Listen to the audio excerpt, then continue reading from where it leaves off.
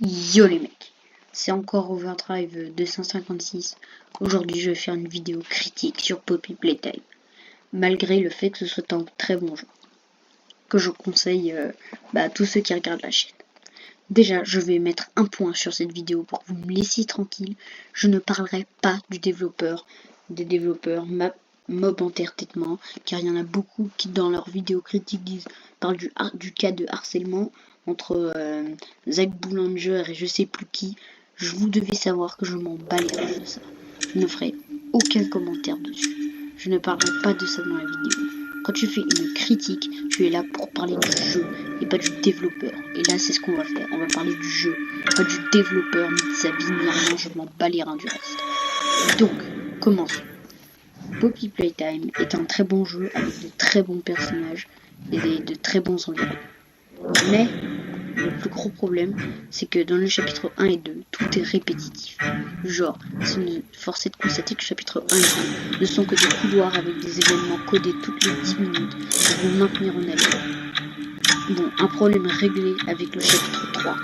Mais ce que j'aime bien avec Poppy Playtime, c'est que contrairement à Pokémon, ils ne régressent pas, ils ne perdent pas en stabilité ou des graphismes, ou ne régressent pas en termes de graphisme, au contraire s'améliorent.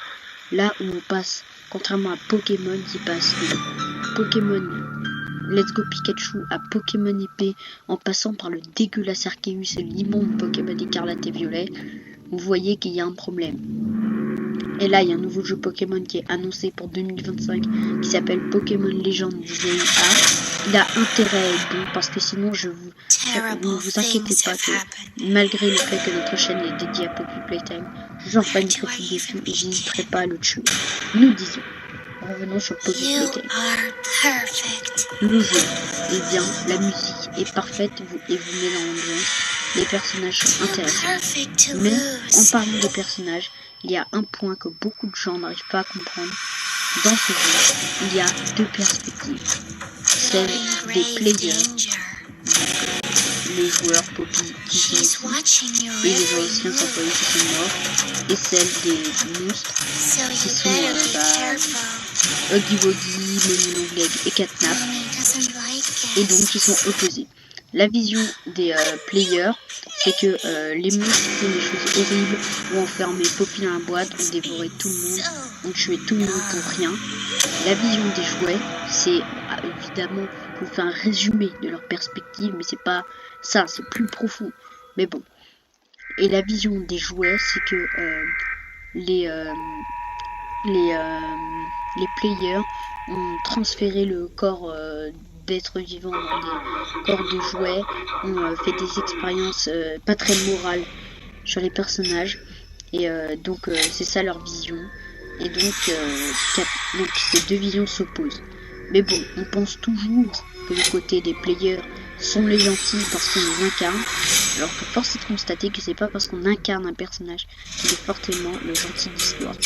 Parce que regardez, dans Splatoon par exemple, dans les deux premiers jeux jusqu'aux extensions, on incarnait les Octariens. Tout le monde pensait que les Octariens étaient méchants.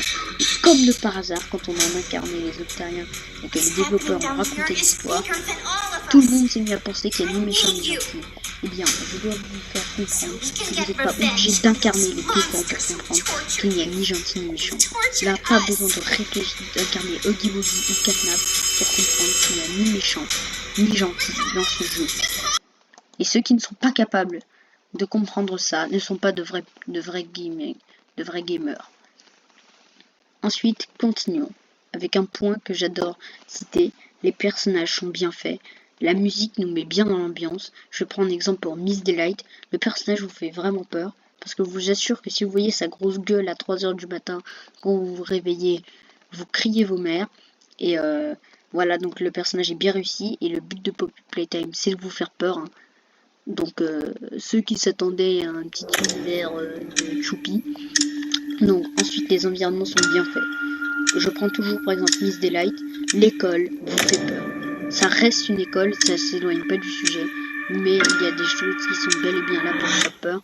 Par exemple les taches de sang, l'environnement sombre. Et de plus, la musique, je l'ai dit encore une fois, qui vous met bien dans l'ambiance. Le jeu est bien fait.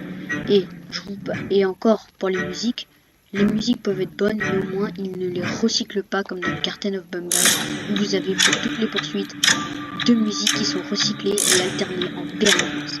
Alors que Poppy Playtime, pour chaque poursuite ou chaque affrontement, vous avez des musiques différentes, des mécaniques différentes. Bon, après les mécaniques de Kibeki et Mommy Longlegs sont les mêmes, mais pour Catnap et Miss Delight, vous voyez qu'il y a des différences, et c'est là dans quoi Poppy Playtime s'est amélioré. C'est que par exemple, pour Miss Delight, je trouve que le fait du regard est bien fait, genre quand vous la regardez, elle arrête d'avancer, et quand vous tournez le dos, elle avance. Ça c'est bien fait, ça ne fait de bien quoi vous faire peur. Catnap, pareil, c'est bien fait, ça ajoute de la diversité. Malgré le fait que le affrontement contre Catnap est compliqué, mais en fait, force est de constater que le chapitre 3, celui que vous dites long et difficile, c'est ce qu'aurait dû être Poppy Playtime depuis le début. Long et difficile, c'est le principe. Poppy Playtime est non, quand je dis un jeu vidéo difficile, c'est genre progressivement, pas difficile dès le début, mais qui fait un tutoriel, fait une difficulté moyenne, puis à la fin un boss final compliqué et une durée de vie acceptable, parce que le chapitre 1 et 2 sont juste des flops, le temps n'est pas assez. Là où le chapitre 2, ça va, c'est moyen, mais moi ce que je veux c'est une difficulté qui est progressivement s'endurcie et une diversité. Le chapitre 3 a réussi. Et ce que je trouve c'est une amélioration, c'est que j'aimerais peut-être dire pour ça, c'est que le chapitre 1 et 2 sont très similaires, les énigmes sont pareilles, les monstres sont pas pareils, mais le principe de poursuite est repris en permanence, alors que dans le chapitre 3 il y a de la diversité. Et c'est ça où j'admire le chapitre 3, oui je l'admire, il est parfait, et l'histoire est profonde, les trailers sont bien faits, Bob Entertainment tâche de nous maintenir en haleine en nous faisant des trailers et tout. Bon, par contre, le gros défaut, c'est que les jeux sont sortis trop espacés, du genre, t'as le chapitre 1, entre chaque chapitre, tu dois avoir au moins 2 ans. Mais bon, c'est le prix à payer pour avoir un jeu acceptable, parce que Garten of Bumban, les jeux sortent très fréquemment, et leur défaut c'est que c'est tout le temps la même chose, les graphismes ne s'améliorent pas. Mais c'est déjà mieux que Pokémon Écarlate et Violet qui sont sortis à même pas 3 mois de Pokémon Arceus, et qui eux ne font que régresser.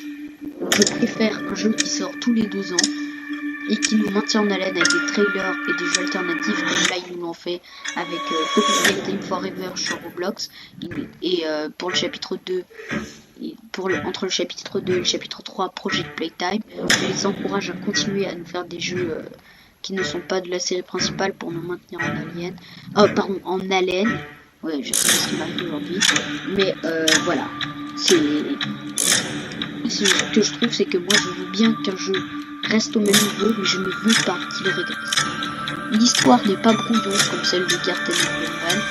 Oui, bon, Garten of Bumban est un bon jeu, peut-être que je ferai une critique dans une autre vidéo, mais ce n'est pas un jeu irréprochable. Poppy Playtime, contrairement aux autres jeux, s'améliore. Il ne reste pas au même niveau. Bon, le chapitre 1 et 2 ont des graphismes similaires, j'ai pas vu les améliorations, mais le jeu s'améliore et l'histoire n'est pas brouillon. Bon, pour ceux qui ne regardent pas les cassettes et qui ne font pas de théorie eux-mêmes, oui, le jeu reste brouillon, mais pour ceux qui cherchent une théorie, le jeu n'est pas brouillon, il est parfait. Et j'aimerais que le chapitre 4 soit de même que le chapitre 1 et le chapitre 2. Sur ce, j'espère que cette vidéo vous aura plu. Abonnez-vous, likez, partagez. Et sur ce, je vous dis à plus.